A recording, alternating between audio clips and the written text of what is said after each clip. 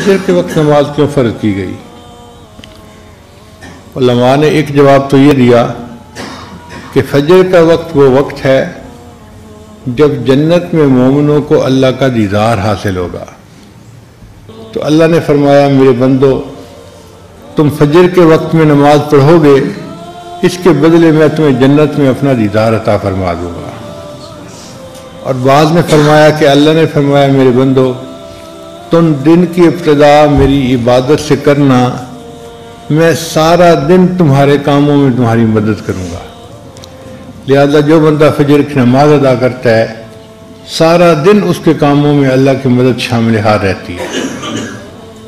और बाद में फरमाया कि अल्लाह ताला ने हज़रत आदम अलैहिस्सलाम को जन्नत से ज़मीन पर उतारा था रात के वक्त में।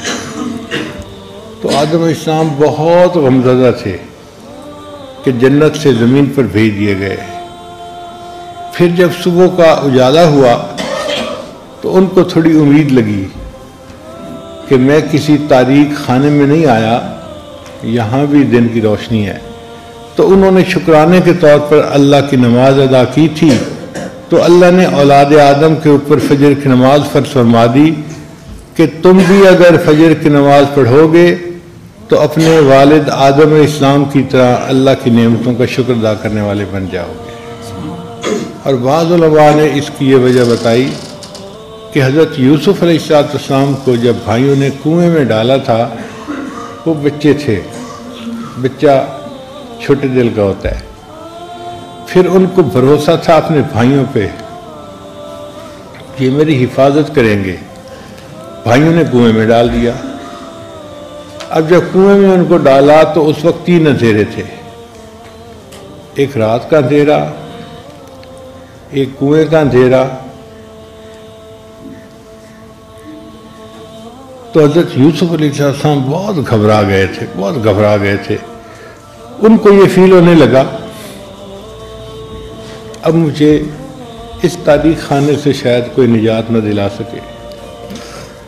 तो जब उनका कर्ब बढ़ा तो उन्होंने अल्लाह से दुआ मांगी कि या अल्लाह, मेरे कर्ब को भी ख़त्म फरमा दे और पूरी दुनिया में जितने लोग कर्ब में मुब्तला हैं सबके कर्ब को ख़त्म फरमा दे।